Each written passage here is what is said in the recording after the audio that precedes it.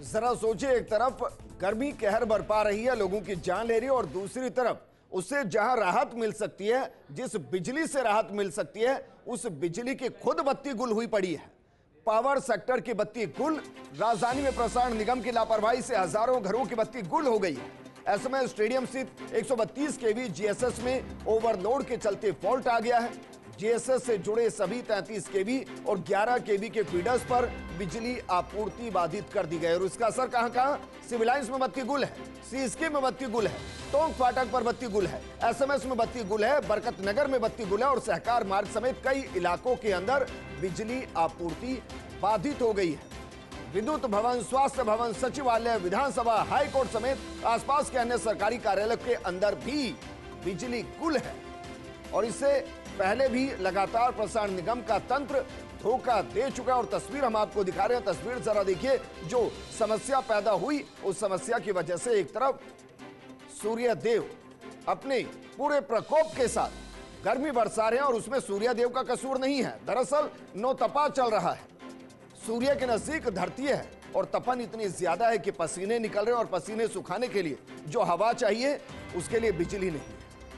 मेरे सहयोगी और एसोसिएट एडिटर विकास शर्मा जुड़ गए। विकास, जरा बताइए, क्या वाकई में इस स्थिति को रोका जा सकता था और अब इसको कितने वक्त में कंट्रोल करके आम आदमी को राहत दी जा सकती है?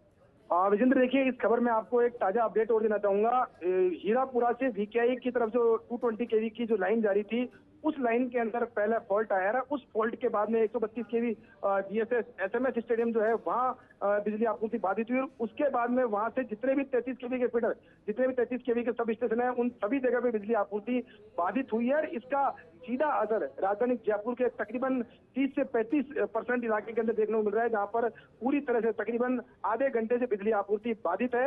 अगर हम बात करें इलाकों की, तो अजमेरी गेट से लेकर टॉक रोड, इधर से बरकत नगर, सिविल लाइंस, ची स्कीम, सचिवालय, स्वास्थ्य भवन, जितने भी सरकारी दफ्तर है, इससे पूरे इलाके में रहने वाले उन सभी सरकारी दफ्तरों के अंदर बिजली आपूर्ति बाधित हो गई है। और इन दफ्तरों के अंदर कई जगह ऐसी देखने को मिल रही है पर लोग लिफ्ट में थे, कर्मचारी लिफ्ट में थे और ऊपर से नीचे उतर रहे थे।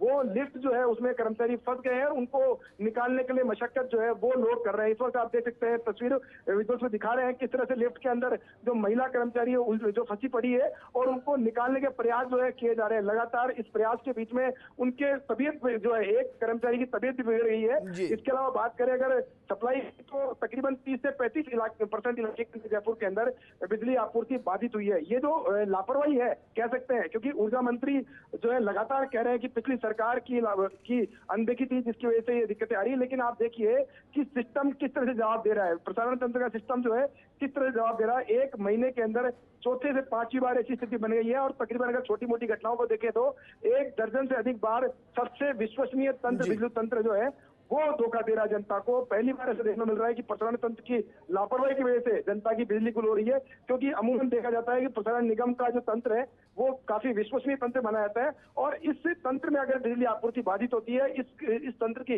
लाइट अगर बाधित होती है, तो निश्चित तौर पर सीधे तौर पर लापरवाही की श्रेणी में आती है। मैं आपको विजेंद्र एक अपडेट कर दूं, केंद्रीय ऊर्जा मंत्री ने जब पिछले दिनों राजस्थान के अंदर जब पावर प्रोक्योरमेंट एग्रीमेंट हुए थे, तब इस बात को उन्होंने संकेत दिए थे और उन्होंने कहा था कि राजस्थान का प्रसारण तंत्र जो है काफी चिंतनीय स्थिति में है। और इस पूरे मामले में उसके बाद भी क्या बदलता हुआ नजर आए, एक बार फिर से देखिए ना, कितने इलाकों की बिजली चली गई है। शुक्रिया हमारे साथ जुड़ने के लिए।